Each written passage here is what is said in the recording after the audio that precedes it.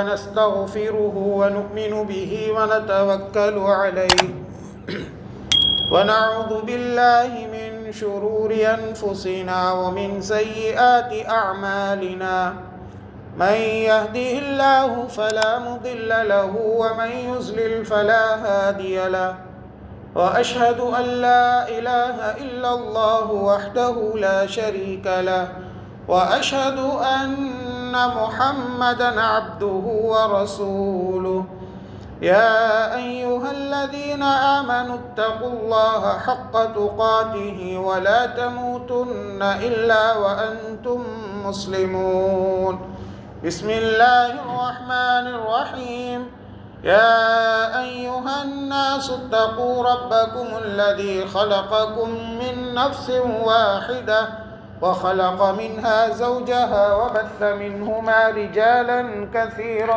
ونساء واتقوا الله الذي تساءلون به والأرحام إن الله كان عليكم رقيبا يا أيها الذين آمنوا اتقوا الله وقولوا قولا سديدا يصلح لكم أعمالكم ويغفر لكم ذنوبكم ومن يطع الله ورسوله فقد فاز فوزا عظيما أما بعد فإن خير الحديث كتاب الله وخير الهدي هدي محمد صلى الله عليه وسلم وشر الأمور محدثاتها وكل محدثة بدعة وكل بدعة ضلالة وكل ضلالة في النار أعوذ بالله السميع العليم من الشيطان الرجيم من همزه ونفخه ونفثه واتقوا فتنة لا تصيبن الذين ظلموا منكم خاصة واعلموا أن الله شديد العقاب. محترم اسلامی بھائیوں، اسلامی ماں اور بہنوں، ہم سب سے پہلے اللہ رب العزت کی بڑائی و بزرگی بیان کرتے ہیں جس نے ہم تمام لوگوں کو انسان بنا کر اس دنیا میں پیدا کیا. وہی اللہ ہے جو ہم کو کھلاتا ہے، پلاتا ہے، پہناتا ہے، غرض ہے کہ ہماری مصیبتوں کو، پریشانیوں کو، بیماریوں کو دور کرنے والا صرف اور صرف وہی ایک اللہ کی ذات ہے. وہی اللہ ہے جو عبادتوں کے لائق ہے. ساری عبادتیں اسی کے لیے ہونی چاہیے. ساری نمازیں، سارے روزے، ساری قربانیاں، سارے نذر و نیاز صرف اور صرف اللہ کے واسطے ہونی چاہیے. لاکھوں درود و سلام نازل ہو تمام انبیاء علیہم السلام پر، خصوصاً آخری نبی، پیارے نبی جناب محمد الرسول اللہ صلی اللہ علیہ وسلم پر، جن کی محنتوں سے، جن کی کوششوں سے آج ہم سب لوگ اسلام کے سائے کے نیچے جگہ لے رہے ہیں. اللہم صلی علی محمد وعلى آل محمد كما صليت على إبراهيم وعلى آل إبراهيم إنك حميد مجيد. اللهم بارك على محمد وعلى آل محمد كما باركت على إبراهيم وعلى آل إبراهيم إنك حميد مجيد. محترم سامعین، خطبہ مسنونہ کے بعد آپ کے سامنے سورۃ الانفال کی آیت کریمہ تلاوت کی گئی. اللہ تعالیٰ اس آیت کریمہ میں فرماتے ہیں، ڈرو ایسے فتنوں سے جب آئیں گے تو اس کے زد میں صرف ظالم ہی نہیں ہوں گے. وَاتَّقُوا فِتْنَةً لَا تُصِيبَنَّ الَّذِينَ ظَلَمُوا مِنْكُمْ خَاصَّةً، ایسے فتنوں سے ڈرو جو صرف ظالموں پر نہیں آنے والے ہیں. جب فتنہ آئے گا تو اس میں ظالموں کے ساتھ ساتھ اچھے لوگ بھی آ جائیں گے. وَاعْلَمُوا أَنَّ اللَّهَ شَدِيدُ الْعِقَابِ، اور تم جان لو کہ اللہ تعالیٰ بڑا سخت سزا دینے والا ہے. محترم سامعین و سامعات، گزشتہ خطبے میں بھی یہی آیت کریمہ کی تلاوت کر کے ہم نے آپ کے سامنے بتلایا تھا کہ فتنوں کے دور میں فتنوں سے نجات کیسے ہم کو مل سکتی ہے. اسی کا تسلسل لے کر میں حاضر ہوا ہوں. گزشتہ جمعے کے اندر جو باتیں ہم نے بتلائی تھی اور باقی جو باتیں رہ گئی تھی وہ باتیں آپ کے سامنے ہم لے کر حاضر ہوئے ہیں. اللہ سے دعا ہے اللہ مجھے حق بات کہنے، اس پر عمل کرنے، آپ لوگوں کو حق بات سننے، اس پر عمل کرنے کی توفیق عطا فرمائے. محترم بھائیوں، محترم ماں اور بہنوں، آپ کے سامنے گزشتہ جمعے بتلایا گیا تھا کہ اگر ہم ہمارے دور کا جائزہ لیں، جس دور میں ہم زندگی گزار رہے ہیں، جس زمانے میں ہم جی رہے ہیں، اگر ہم شعوری طور پر اس دور کا جائزہ لے تو ہم دیکھیں گے چاروں طرف ہمارے فتنے ہیں، ہمارے آگے فتنہ، ہمارے پیچھے فتنہ، ہمارے دائیں فتنہ، ہمارے بائیں فتنہ، ہمارے اوپر فتنہ، ہمارے نیچے فتنہ، چاروں طرف ہم فتنوں میں گھرے ہوئے ہیں۔ اور پیارے نبی صلی اللہ علیہ وسلم کی یہ پیشن گوئی بھی ہے۔ اللہ کے نبی صلی اللہ علیہ وسلم نے پیشن گوئی کی تھی اپنے دور میں، اپنے زمانے میں۔ اللہ کے نبی صلی اللہ علیہ وسلم نے فرمایا تھا، ان امتی جعلت عافیتها فی اولها وسیصیب آخرها بلاء وامور تنکرونها وتجیء فتن یرقق بعضها بعضا۔ پیارے نبی صلی اللہ علیہ وسلم نے فرمایا تھا کہ میری امت کا جو پہلا حصہ ہوگا، میری امت کی جو پہلی نسل ہوگی وہ عافیت میں ہوگی، اور اس کے بعد جو آئیں گے میری امت کے آخری حصے میں جو لوگ آئیں گے انہیں سخت سے سخت آزمائشوں سے گزرنا پڑے گا۔ یہ سخت سے سخت آزمائشیں کیا ہیں؟ فرمایا کہ ایسے فتنے آئیں گے کہ گزرا ہوا فتنہ آنے والے فتنے کو، آنے والا فتنہ گزرے ہوئے فتنے کو چھوٹا کر دے گا۔ یعنی ہر روز بڑے سے بڑے فتنے آتے رہیں گے۔ پیارے نبی صلی اللہ علیہ وسلم نے یہ پیشن گوئی فرمائی۔ آج ہم جس دور میں جی رہے ہیں، اگر ہم جائزہ لیں گے تو ہم کو پتہ چلے گا کہ اللہ کے نبی صلی اللہ علیہ وسلم نے جو پیشن گوئی کی تھی، اس پیشن گوئی کی تصویر کشی آج ہم دیکھ رہے ہیں۔ اللہ کے نبی صلی اللہ علیہ وسلم نے اپنے زمانے میں جو بات بتلائی تھی، اس بات کو ہم اپنے آنکھوں سے آج ہم دیکھ رہے ہیں۔ آج جائزہ لیں گے تو آپ کو پتہ چلے گا کہ ہم فتنوں کے سمندر میں جی رہے ہیں۔ جب بات ایسی ہے تو فتنوں سے ہم کیسے بچیں گے؟ فتنوں سے بچنے کے راستے کیا ہے؟ یہ باتیں بھی پیارے نبی صلی اللہ علیہ وسلم ہم کو بتلا کر گئے ہیں۔ وہی باتیں آج آپ کے سامنے ہم بیان کرنے کی کوشش کریں گے۔ محترم بھائیوں، محترم ماں اور بہنوں، یہ بات یاد رکھ لیجئے، فتنوں سے بچنے کے لیے سب سے پہلی چیز ہے فتنوں سے بچنے کی تڑپ اپنے دل میں پیدا کیجئے۔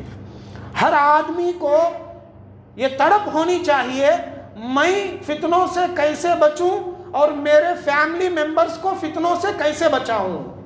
یہ تڑپ ہمارے دلوں میں ہونا چاہیے۔ ابو داؤد کی حدیث ہے، پیارے نبی صلی اللہ علیہ وسلم نے فرمایا، ان السعید لمن ذنب الفتن، بڑا خوش نصیب ہے وہ آدمی جو فتنوں سے بچا لیا گیا۔ فتنوں سے ہم کیسے بچ پائیں گے؟ جب ہمارے دلوں میں تڑپ ہو، فتنوں سے بچنے کی تڑپ ہمارے دل میں ہو تو اللہ تعالیٰ ایسا ماحول ہم کو عطا کرے گا، ایسے راستے ہم کو بتائے گا کہ ہم فتنوں سے آرام سے بچ پائیں گے۔ تو فتنوں سے بچنے کے لیے پہلی چیز کیا ہے؟ تڑپ پیدا کرے، اپنے دل میں یہ تڑپ پیدا کرے کہ میں فتنوں سے کیسے بچوں اور اپنے فیملی ممبرز کو بھی فتنوں سے کیسے بچاؤں، اس کی تڑپ سب سے پہلے اپنے دل میں پیدا کرے۔ اور دوسری چیز، فتنوں سے بچنے کے لیے دعاؤں کا اہتمام، دعاؤں کا اہتمام کرے۔ فتنوں سے ہم کیسے بچ پائیں گے؟ ہماری دعائیں ہم کو فتنوں سے بچائیں گی۔ پیارے نبی صلی اللہ علیہ وسلم صحابہ کو دعا سکھاتے ہیں، اور کس زمانے میں وہ دعا سکھائے، کس دور میں وہ دعا سکھائے؟ خیر القرون میں، یعنی ایسا زمانہ جو عافیت کا زمانہ تھا، سب سے بہترین زمانہ تھا۔ ایسے زمانے میں پیارے نبی صلی اللہ علیہ وسلم صحابہ سے فرماتے ہیں، تعوذوا باللہ من الفتن ما ظہر منها وما بطن۔ فرمایا کہ لوگوں، میرے صحابہ، تم ایسے فتنوں سے اللہ کی پناہ چاہو جو ظاہری ہیں، جو باطنی ہیں، یعنی ظاہری اور باطنی فتنوں سے تم اللہ کی پناہ مانگو۔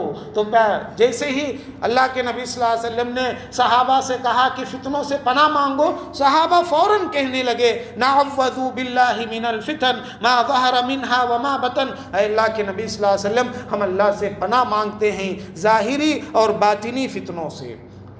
دعا یہ ہمارے لیے ہتھیار ہے فتنوں سے بچنے کے لیے۔ تشہد میں ہم بیٹھتے ہیں، تشہد میں بھی ہم کو یہ دعا سکھائی گئی، وَأَعُوذُ بِكَ مِن فِتْنَةِ الْمَحْيَا وَالْمَمَاتِ۔ یہ دعا بار بار ہم کو کرتے رہنا چاہیے۔ تو معلوم یہ ہوا کہ فتنوں سے بچنے کے لیے دعاؤں کا اہتمام بہت ضروری ہے۔ جب بھی ہم اللہ سے دعا کریں، اللہ سے دعا مانگے، ہماری دعائیں فتنوں سے نجات مانگے بغیر نہیں رکنی چاہیے، فتنوں سے نجات مانگے بغیر ختم نہیں ہونی چاہیے، خاص طور پہ اس دور میں، جس دور میں ہم فتنوں میں جی رہے ہیں، یہ پرفتن دور ہے۔ یہ پرفتن دور میں جب ہم دعائیں مانگے تو فتنوں سے بچنے کی دعا ضرور کرتے رہے۔ اور اسی طریقے سے محترم بھائیوں، یہ فتنوں کا دور چل رہا ہے، تو فتنوں سے بچنے کے لیے پیارے نبی صلی اللہ علیہ وسلم موت کی دعا کی بھی اجازت دیے ہیں۔ آپ غور کرو، موت کی دعا مانگنے کی اجازت شریعت اسلامیہ میں نہیں ہے۔ کوئی آدمی بیماری کے تکلیف کے ڈر سے، بیماری کی تکلیف سے، زندگی میں آنے والی الجھنوں سے، زندگی میں آنے والی پریشانیوں سے پریشان ہو کر، ٹینشن میں آ کر، ڈپریشن میں جا کر اگر موت کی دعا مانگنا چاہے تو اس کے لیے اجازت نہیں۔ موت کی دعا مانگنے کی اجازت نہیں، صبر کرنا ہے۔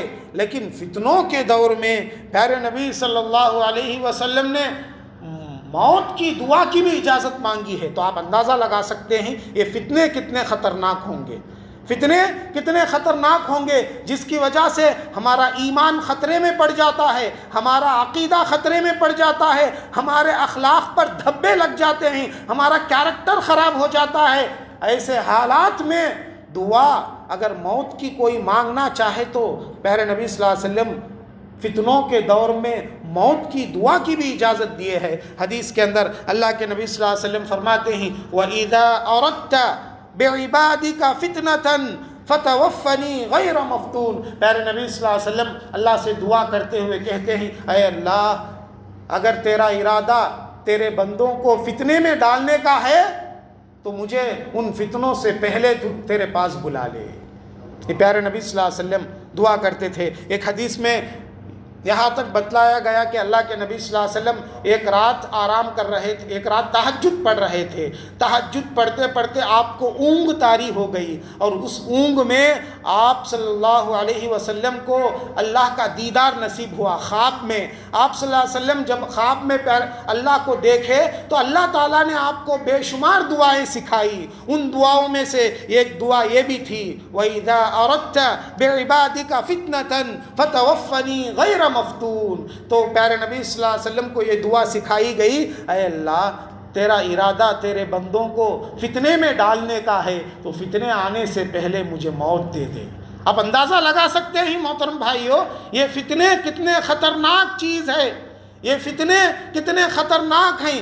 کیوں خطرناک؟ کیوں کس حساب سے خطرناک ہیں؟ اس حساب سے کہ جب فتنہ آتا ہے تو ہمارا ایمان خطرے میں پڑ جاتا ہے، ہمارا عقیدہ خطرے میں پڑ جاتا ہے، ہمارا کیریکٹر خطرے میں پڑ جاتا ہے، ہمارے نوجوانوں کی نوجوانیاں خطرے میں پڑ جاتی ہے، اور ہمارے نوجوان فتنوں کی دور میں مذہب سے الگ ہو جاتے ہیں، اپنے اسلام کو چھوڑ دیتے ہیں، فتنوں کے اندر پڑھ کر اپنے اسلام سے ہاتھ دھو بیٹھتے ہیں، اسلام کو چھوڑ کر دوسرے مذہبوں کو اختیار کر لیتے ہیں۔ یہ فتنوں کے دور میں ہر آدمی کا ایمان خطرے میں رہتا ہے۔ اس لیے پیارے نبی صلی اللہ علیہ وسلم نے اگر حالات اتنے خطرناک ہو جائے تو موت کی بھی اجازت دی ہے۔ اور اسی طریقے سے محترم بھائیوں، فتنوں کی بات جب چل رہی ہے تو یہ بات بھی یاد رکھ لے کہ فتنوں کے دور میں جب حالات اتنے خطرناک ہو جائے کہ چار طرف فتنے ہی فتنے ہو، تو فتنے کے دور میں فتنوں میں ہمارا حصہ کوئی نہ ہو، فتنوں میں ہماری حصہ داری نہ ہو، اس سے بچنے کی کوشش کرے۔ یعنی چار طرف فتنے چل رہے ہیں تو یہ فتنہ میری وجہ سے فتنہ نہ ہو، چار طرف فتنے چل رہے ہیں اس میں میری حصہ داری نہ ہو، اس بات کا خیال رکھے۔ صحابہ، اللہ اکبر، صحابہ تھے، صحابہ کی زندگیاں پڑھنے سے ہماری زندگیاں بدل جائیں گی۔ صحابہ کیسے تھے، فتنوں سے اپنے آپ کو کیسے بچانے کی کوشش کرتے تھے، فتنوں کے ایام میں، فتنوں کے دور میں اپنی حصہ داری فتنوں میں نہیں لانے کے لیے کتنی کوشش کرتے تھے۔ حضرت عثمان بن عفان رضی اللہ تعالیٰ عنہ کا قصہ آپ جانتے ہیں کہ جب حضرت عثمان رضی اللہ تعالیٰ عنہ کو خوارج نے گھیر لیا، خوارج جو گمراہ فرقہ ہے، خوارج ایسا فرقہ جو مسلمان کو مسلمان سے لڑانے والا فرقہ تھا، خوارج کا فرقہ، اور اسی خوارج کے فرقے کی وجہ سے حضرت عثمان بن عفان شہید ہوئے۔ جب حالت ایسی آ گئی کہ خوارج کا گروپ حضرت عثمان رضی اللہ تعالیٰ عنہ کے گھر کو گھیر لیا، عثمان رضی اللہ تعالیٰ عنہ گھر میں اکیلے تھے ان کے بیوی کے ساتھ، چار طرف ان کے گھر کو گھیر لیا گیا، خوارج نے حضرت عثمان کے گھر کو گھیر لیا۔ کیوں؟ کیا بات تھی؟ صحابہ کیا اس وقت نہیں تھے؟ صحابہ کیا اس وقت موجود نہیں تھے؟ تابعین کیا اس وقت موجود نہیں تھے؟ موجود تھے۔ صحابہ کی ایک بہت بڑی جماعت تھی، تابعین کی ایک بہت بڑی جماعت تھی، پھر بھی صحابہ تابعین یہ خوارج کو کیوں کچھ بھی نہیں بولے؟ ایک خلیفۃ المسلمین ہے، خلیفہ راشد ہے، اس کے باوجود بھی صحابہ تابعین کیوں خوارج کو کچھ بھی نہیں کر پائے؟ یہ اصل سوال ہے۔ تو آئیے میں آپ کو بتلاتا ہوں۔ عثمان رضی اللہ تعالیٰ عنہ کا یہ موقف تھا، عثمان نہیں چاہتے تھے کہ ان کی ذات کی وجہ سے مسلمانوں کا خون بہے، ان کی ذات کی وجہ سے مسلمانوں کا خون بہے، فتنوں میں ان کی حصہ داری ہو، یہ عثمان بن عفان رضی اللہ تعالیٰ عنہ نہیں چاہتے تھے۔ عثمان رضی اللہ تعالیٰ عنہ یہ چاہتے تھے کہ میری ذات کی وجہ سے کوئی فتنہ مدینے میں نہ ہو، کوئی کسی مسلمان کا خون نہ بہے، اس لیے صحابہ رہتے ہوئے بھی، تابعین کی ایک بہت بڑی جماعت رہتے ہوئے بھی خوارج کو کچھ بھی نہیں بولے، کچھ بھی نہیں کر سکے، کچھ بھی نہیں کرے، اس لیے کہ عثمان کا یہی فتویٰ تھا، عثمان یہی چاہتے تھے کہ خوارج کو کوئی کچھ نہ کرے۔ دیکھیں گے کتنے دن یہ میرے گھر کو گھیر کر رکھتے ہیں، چھوڑ دیے ایسے ہی۔ صحابہ، اللہ اکبر، وہ ایسے صحابہ ایسے لوگ تھے اپنی ذات کی وجہ سے اجتماعیت کو نقصان پہنچانا ان کو پسند نہیں تھا۔ آج کا زمانہ الٹا ہے، آج لوگ غلط سوچتے ہیں، آج کی سوچ بدل گئی ہے، آج کے سوچنے کا انداز الگ ہے۔ آج سوچنے کا انداز کیسا ہے؟ آج آدمی اپنے فائدے کے لیے جماعت کا نقصان ہوئے تو بھی پرواہ نہیں، میرا فائدہ ہو جانا، یہ سوچ ہے آج کی۔ میرے فائدے کے لیے اجتماعیت کا نقصان ہوا تو بھی پرواہ نہیں، ہمارے قوم، ہمارے مذہب کے لوگوں کو نقصان ہوا تو بھی پرواہ نہیں، مجھے فائدہ ہو جانا، یہ ہماری سوچ ہے۔ جبکہ صحابہ کی سوچ کیا تھی؟ مجھے ایک کو نقصان ہوا تو پرواہ نہیں، جماعت کو نقصان نہیں ہونا، یہ صحابہ کی سوچ تھی۔ اسی سوچ کی وجہ سے عثمان رضی اللہ تعالیٰ عنہ نے کسی صحابی کو، کسی تابعی کو یہ حکم نہیں دیا کہ خوارج کو تم مارے، خوارج کو تم میرے گھر سے دور کرے، کسی کو حکم نہیں دیا۔ اسی زمانے کا ایک قصہ امام بخاری رحمہ اللہ نے اپنے کتاب میں نقل کیا ہے، اسی دور کی، اسی پرفتن دور کے حالات بیان کرتے ہوئے امام بخاری رحمہ اللہ نے حدیث کی کتاب میں عبید اللہ بن عدی کا ایک قصہ بیان کیا ہے کہ عبید اللہ بن عدی رحمہ اللہ تابعی ہیں، وہ کسی نہ کسی طریقے سے عثمان رضی اللہ تعالیٰ عنہ کے گھر میں داخل ہو گئے۔ چار طرف پھیرا تھا، خوارج گھیرے ہوئے تھے، لیکن کسی نہ کسی طریقے سے وہ اندر چلے گئے، جا کر سوال کرنے لگے۔ کس سے؟ عثمان بن عفان رضی اللہ تعالیٰ عنہ پوچھنے لگے، اے عثمان، لوگ آپ سے سوال کرتے ہیں، آپ سے پوچھتے ہیں کہ چاروں طرف خوارج کا کنٹرول ہے، چاروں طرف خوارج گھیر لیے ہیں، یہاں تک کہ مسجد نبوی پر بھی ان کا کنٹرول آ گیا ہے، اور مسجد نبوی میں امامت کرانے والا ان کا سردار ہے۔ ایسے حالات میں کیا ہم ان کے پیچھے نماز پڑھے؟ خوارج کے پیچھے نماز پڑھنے کی بات، جو کہ گمراہ فرقہ ہے۔ صحابہ حالات کے حساب سے فتوے دیتے تھے۔ عثمان بن عفان رضی اللہ تعالیٰ عنہ سے پوچھا گیا کہ خوارج کا کنٹرول ہو گیا ہے سارے مدینے میں، یہاں تک کہ مسجد نبوی پر بھی ان کا کنٹرول ہو گیا ہے، خوارج کا جو سردار ہے وہ نماز پڑھا رہا ہے مسجد نبوی میں، کیا ہم ان کے پیچھے نماز پڑھ سکتے ہیں؟ تو عثمان بن عفان رضی اللہ تعالیٰ عنہ نے جواب دیا، کہا الصلاۃ احسن ما يعمل الناس فاذا احسن الناس فاحسن معهم واذا اساءوا فاجتنب اساءتهم، فرمایا لوگوں نماز ایک بہت اچھی عبادت ہے، جب تک لوگ اچھا کام کرتے رہے ان کا ساتھ دو، جب وہ برائی کرے تو اس سے پرہیز کرو۔ اللہ اکبر۔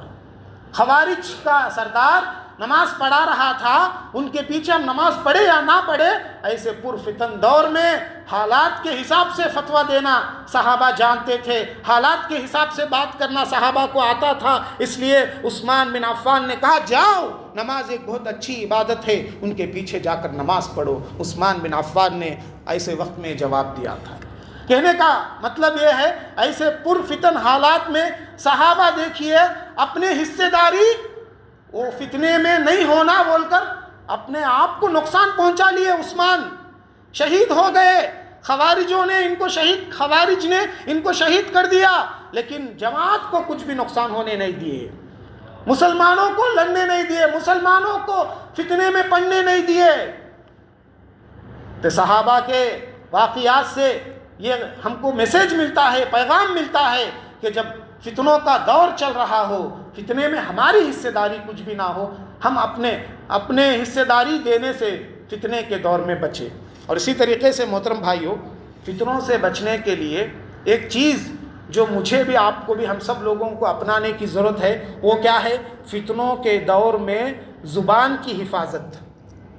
زبان کی حفاظت، فتنوں کے دور میں زبان کو لگام لگا کر کے رکھے، فتنوں کے دور میں زبان کو کنٹرول میں رکھے، ورنہ کیا ہوگا؟ زبان کو لگام نہیں لگائیں گے فتنوں کے دور میں، زبان کو کنٹرول نہیں رکھیں گے فتنوں کے دور میں، ہم بھی وہ فتنے میں پڑ سکتے ہیں۔ آپ کو معلوم ہونا چاہیے پیارے نبی صلی اللہ علیہ وسلم کے زمانے میں حادثہ افک کے نام سے ایک ایسا واقعہ پیش آیا۔ ام المومنین عائشہ صدیقہ رضی اللہ تعالیٰ عنہا کے دامن عفت و عصمت کو تار تار کرنے کی ناپاک کوششیں کی گئی۔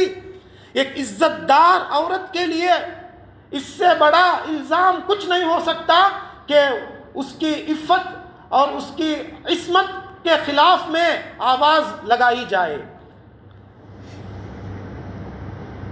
عبداللہ بن ابی جو منافقوں کا سردار تھا، دوسرے اپنے ساتھیوں کے ساتھ مل کر، دوسرے منافقوں کے ساتھ مل کر ام المومنین عائشہ صدیقہ رضی اللہ تعالیٰ عنہا پر الزام لگاتا ہے۔ ایسے وقت میں 3 صادق الایمان صحابہ، 3 سچے صحابہ جن کا ایمان پکا تھا، جن کے ایمان پر ہم شک نہیں کر سکتے، ایسے 3 صادق الایمان صحابہ بھی اس الزام میں گھر گئے۔ یعنی ان کے زبانوں سے ایسے باتیں نکل گئی جس کی وجہ سے ام المومنین کے دامن عفت پر حملہ لازم آتا تھا۔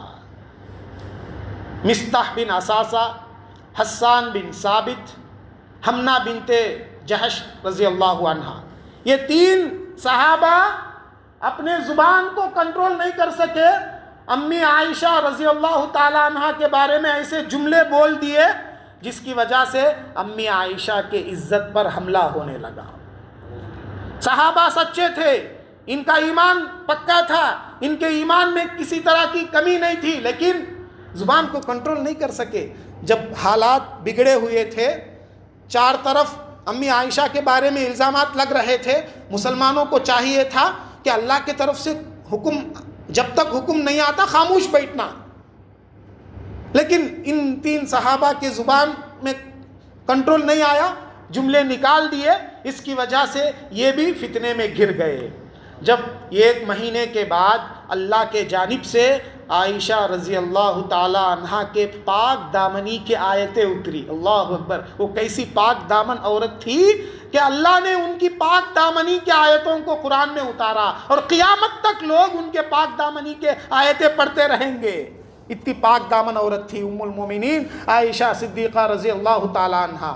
یہ پاک دامنی کی آیتوں کو جب اللہ نے 1 مہینے کے بعد اتارا تو اس کے بعد اللہ کے نبی صلی اللہ علیہ وسلم نے ان 3 صحابہ کو حد قذف لگایا، یعنی تینوں کو 80 کوڑے لگائے، چونکہ وہ بھی فتنوں کے دور میں زبان سے جملے نکال دیے تھے، وہ فتنے میں پڑ گئے تھے، تو ان پر پیارے نبی صلی اللہ علیہ وسلم حد نافذ کی۔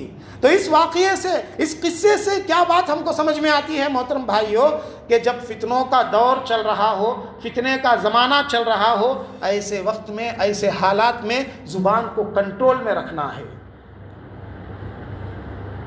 ضروری نہیں کہ میں ہر ٹاپک پر کچھ نہ کچھ بولے، ضروری نہیں کہ کچھ نہ کچھ بولتے رہے، ہر ٹاپک پر کیا کچھ نہ کچھ زبان سے نکالے، نہیں، ضروری نہیں۔ کچھ لوگوں کی عادت ہوتی ہے ہر ٹاپک پر کچھ نہ کچھ بولتے رہتے، ہر آدمی کے بارے میں کچھ نہ کچھ کامنٹ کرتے رہتے، کیا معلوم اس کا ایمان کیسا ہے، کیا معلوم اس کا تقوی، اس کی پرہیزگاری کیسی ہے، کس کو معلوم، اللہ جانتا ہے۔ تو ہر آدمی کے بارے میں ظاہری طور پہ دیکھ کر اس کے بارے میں الزامات لگانا، اس کے پاک دامنی پر ایسے ویسے حملے کرنا، اس کی وجہ سے ہم فتنے میں پڑ سکتے ہیں۔ زبان کو کنٹرول میں رکھنے کی ضرورت ہے فتنوں کی حالات میں۔ صحابہ کا طریقہ یہی تھا۔ صحابہ فتنوں سے بچنے کے لیے، یاد رکھو، فتنوں سے بچنے کا ایک طریقہ اللہ کے نبی صلی اللہ علیہ وسلم یہ بھی بتلائے کہ جب فتنوں کا دور چل رہا ہو، چاروں طرف فتنے ہی فتنے ہو، تو پیارے نبی صلی اللہ علیہ وسلم کے احادیث سے یہ بات ہم کو سمجھ میں آتی ہے کہ فتنوں کے دور میں فتنوں سے بچنے کا ایک راستہ یہ ہے کہ جہاں فتنے ہیں وہ جگہ چھوڑ کر دوسری جگہ چلے جائے، وہ جگہ چھوڑ کر دوسری جگہ چلے جائے۔ یہ بھی فتنوں سے بچنے کا ایک راستہ، ایک طریقہ ہے۔ آپ کو معلوم ہونا چاہیے، خوارج کی وجہ سے عبداللہ بن سبا جو مجوسی تھا، جو یہودی تھا، عبداللہ بن سبا اور اس کے گروپ کی وجہ سے ایک سازش کی تحت، ایک پلاننگ کی تحت صحابہ کے بیچ میں لڑائی جھگڑے شروع کیے گئے۔ ایک پلاننگ کے تحت، ایک سازش کے تحت صحابہ سے لڑنے پر مجبور ہو گئے۔ جنگ صفین، جنگ جمل کے واقعات پیش آئے۔ یہ عبداللہ بن سبا اور اس کے گروپ کی وجہ سے، عبداللہ بن سبا یہودی تھا، مجوسی تھا، مسلمان ہونے کا لبادہ پہن کر مسلمانوں کے بیچ میں آ کر صحابہ کے بیچ میں لڑائیاں جھگڑے مچایا۔ اس یہودی، اس مجوسی عبداللہ بن سبا کی وجہ سے جب حالات ایسے آ گئے کہ صحابہ سے لڑنے لگے، جنگ جمل اور جنگ صفین کے واقعات پیش آئے، ایسے حالات میں کچھ صحابہ کیا کرنے لگے معلوم؟ ایسے حالات میں کچھ صحابہ اپنے آپ کو فتنوں سے بچانے کے لیے مدینہ چھوڑ کر صحراؤں میں چلے گئے۔ چار طرف صحابہ کے ٹاپک کے باتیں چل رہی ہیں، چار طرف صحابہ کے بارے میں برے باتیں سننا پڑ رہا ہے۔ یہ باتوں کو سننے سے بہتر ہے کہ ہم یہاں سے چلے جائیں بول کر صحابہ نے کیا کیا، چند دنوں کے لیے حالات اچھے ہونے تک مدینہ چھوڑ کر صحراؤں میں چلے گئے۔ اس میں سے سر فہرست سعد بن ابی وقاص رضی اللہ تعالیٰ عنہ اور محمد بن مسلمہ رضی اللہ تعالیٰ عنہ، یہ صحابہ کیا کرنے لگے؟ مدینے کو چھوڑ کر صحراؤں میں چلے گئے۔ جب حالات اچھے ہو گئے مدینے کے تو اس کے بعد پھر مدینہ آ گئے۔ تو جب حالات ایسے ہو، چار طرف فتنے ہی فتنے ہو، تو ایسے حالات سے بچنے کے لیے، فتنوں سے بچنے کا ایک راستہ یہ ہے کہ وہ فتنوں کے جگہ کو چھوڑ کر ہم دوسری جگہ چلے جائیں۔ اور اسی طریقے سے محترم بھائیوں، فتنوں کے دور میں فتنوں سے بچنے کے لیے ہم کو کیا کرنا ہے؟ سوشل میڈیا کا کم سے کم استعمال کرنا ہے۔ سوشل میڈیا یہ کیا ہے؟ یہ فتنوں کی دریا ہے، فتنوں کا سمندر ہے سوشل میڈیا۔ اور اس سوشل میڈیا کی وجہ سے ہمارا ایمان خطرے میں ہے، ہمارا عقیدہ خطرے میں ہے، ہمارے اخلاق خطرے میں ہے۔ خاص طور پہ نوجوان نسل اس سوشل میڈیا کی وجہ سے اپنے ایمان کا سودا کرتی ہے، اپنے عقیدے کا سودا کرتی ہے۔ ارے دور جانے کی ضرورت نہیں، ہمارے اس سوسائٹی میں، ہمارے اس معاشرے میں کتنے نوجوان ہیں جو سوشل میڈیا کی دوستیوں کی وجہ سے، سوشل میڈیا میں دوستی کر کر غیر مسلم بچیوں سے شادیاں کر کے اپنے ایمان کا سودا کر کے بھاگ گئے۔ کتنے ہیں؟ مجھ سے زیادہ آپ لوگ جانتے ہیں کہ ہمارے سوسائٹی میں کتنے نوجوان ہیں جو اسلام کو چھوڑ دیا، ایمان کو چھوڑ دیا، اسلام اور ایمان کو چھوڑ دیے صرف شادی کے خاطر، صرف دوستی کے خاطر. ان کو معلوم نہیں اسلام کیا ہے، ایمان کیا ہے، عقیدہ کیا ہے، وہ جانتے نہیں. بس سوشل میڈیا میں دوستی ہوئی، اس دوستی کے نتیجے میں کیا ہوا؟ اپنے ایمان کو بھی ہاتھ سے نکال دیے، اسلام کو بھی دھو دیے، اسلام کو بھی اپنے دل سے نکال دیے. اسلام چھوڑنا ان کو پسند ہے مگر غیر مسلم کے مذہب کو چھوڑنا پسند نہیں ہے. کتنے خطرناک حالات ہے. نوجوان نسل اسلام سے دور ہو رہا ہے اس سوشل میڈیا کے سبب، لیکن ہم کو ذرا بھی اس کا احساس نہیں ہے. ہم میں سے جو بڑے لوگ پائے جاتے ہیں، اثر و رسوخ والے لوگ پائے جاتے ہیں، اس پر غور کرنا ہے. ہمارے نوجوان اسلام سے دور ہو رہے ہیں یہ سوشل میڈیا کی وجہ سے. ہم کیا کر رہے ہیں ان کو بچانے کے واسطے؟ تو لہٰذا محترم بھائیوں، سوشل میڈیا کا استعمال کم سے کم ہونا چاہیے، ورنہ کیا ہوگا؟ یہ سوشل میڈیا کی وجہ سے ہمارے اخلاق پر کبھی بھی دھبے لگ سکتے ہیں. آج حالات کتنے خراب ہیں محترم بھائیوں. جی قرآن پڑھنے کے لیے ہم کوئی ایپ کلک کرتے ہیں، قرات سننے کے لیے، بیان سننے کے لیے کوئی ایپ کلک کرتے ہیں، کلک کرتے ہی پہلے سامنے ننگی تصویر آ جاتی ہے. کہاں تک ہم اپنے آنکھوں کی حفاظت کر سکتے ہیں؟ کتنا خطرناک دور چل رہا ہے. ایسے دور میں ہم اپنے کیریکٹر کو بچائیں. کیسے بچا سکتے ہیں؟ سوشل میڈیا کا استعمال کم سے کم کریں. سوشل میڈیا جہاں ضرورت ہے وہاں استعمال کرے، بغیر ضرورت کے سوشل میڈیا کا استعمال نہ کرے. کاروبار کی ضرورت کے لیے آپ کرتے ہیں، تعلیم کے لیے آپ کرتے ہیں، اپنے جاب نوکری کے لیے کرتے ہیں، کوئی مسئلہ نہیں. ہر جگہ جہاں بھی بیٹھے فون اٹھا لیے، جدھر بھی بیٹھے فون اٹھا لیے، تھوڑا ٹائم کیا ملا فون اٹھا لیے. نہیں محترم بھائیوں، یہ فتنے کا دور ہے. سوشل میڈیا فتنوں کا سمندر ہے. اس فتنوں کے سمندر میں، فتنوں کے سمندر سے اپنے آپ کو بچانے کی ضرورت ہے. آج کتنے ماں باپ ایسے ہیں، کتنے ماں باپ ایسے ہیں جو اپنے بچوں کے اسلام سے دور ہونے کی وجہ سے روتے ہیں.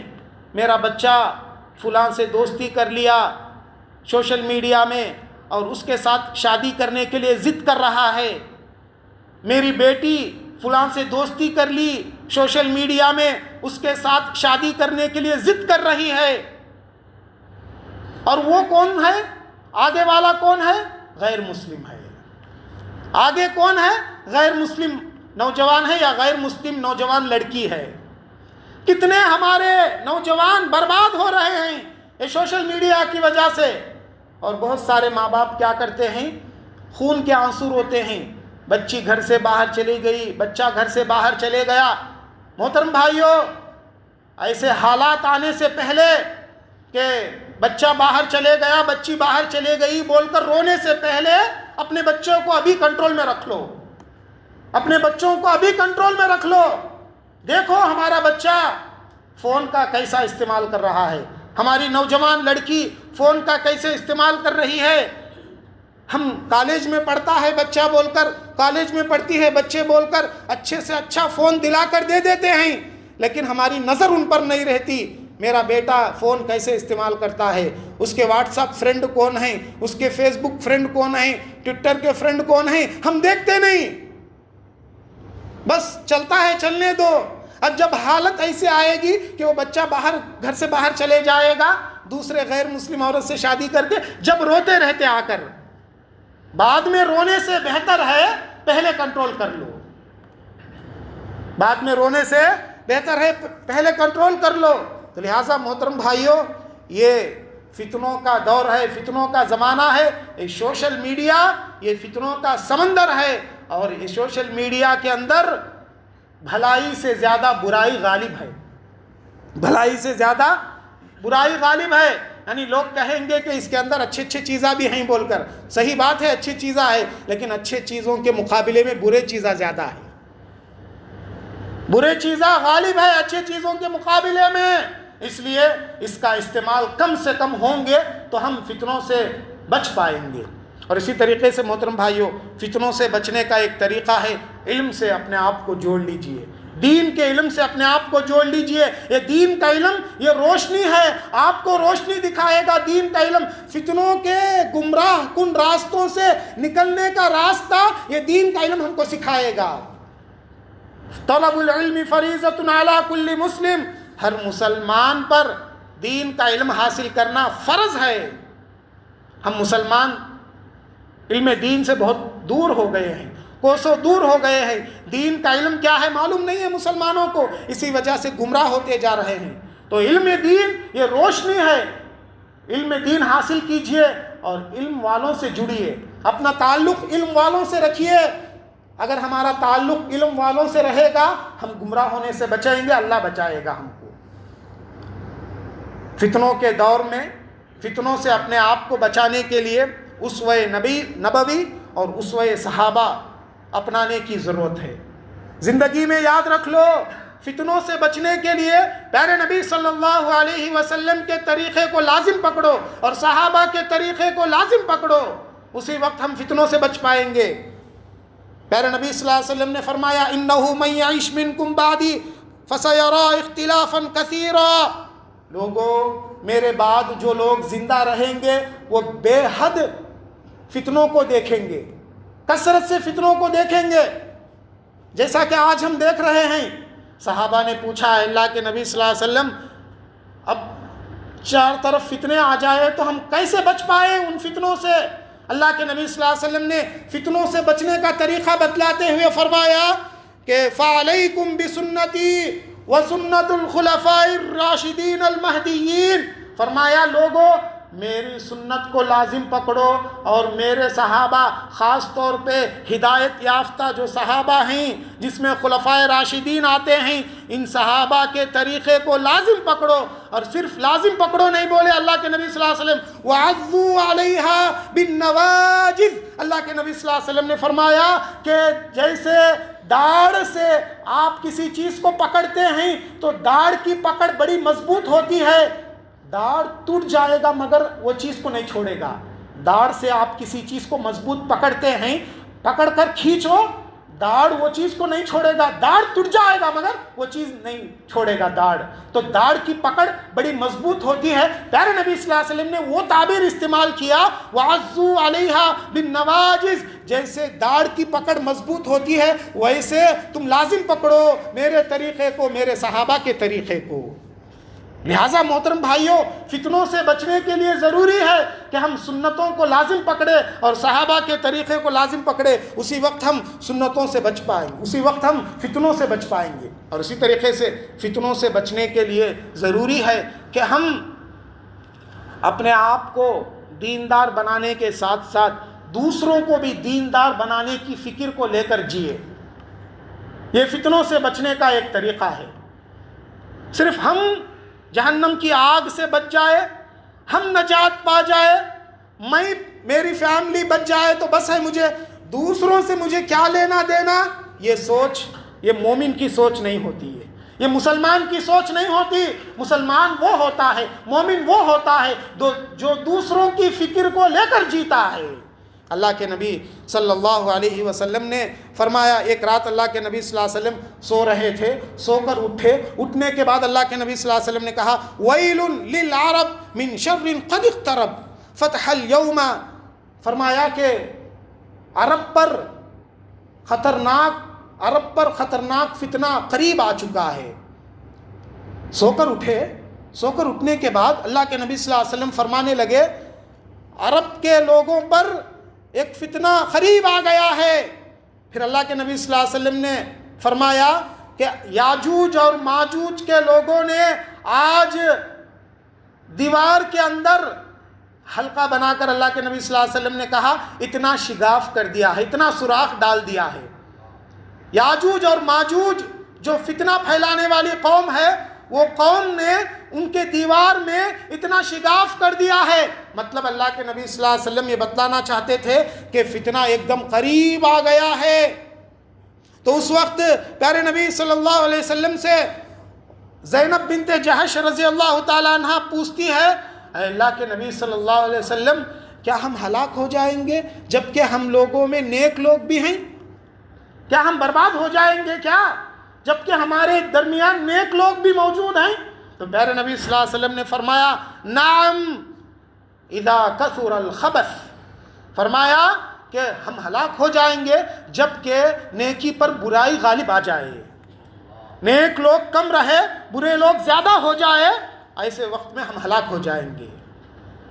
تو نیک لوگوں کو یہ فکر کرنا چاہیے کہ برائی کو کیسے ختم کیا جا سکتا ہے، اس لیے کہ جب سوسائٹی میں نیک لوگ رہیں گے تو فتنہ نہیں آئے گا۔ وَمَا كَانَ رَبُّكَ لِيُهْلِكَ الْقُرَىٰ بِظُلْمٍ وَأَهْلُهَا مُصْلِحُونَ، اللہ تعالیٰ فرماتے ہیں قرآن مجید کے اندر کہ جب نیک لوگ رہیں گے، اصلاح کرنے والے لوگ رہیں گے، اللہ تعالیٰ فتنے کو آنے سے ایسی قوم کو ہلاک نہیں کرے گا۔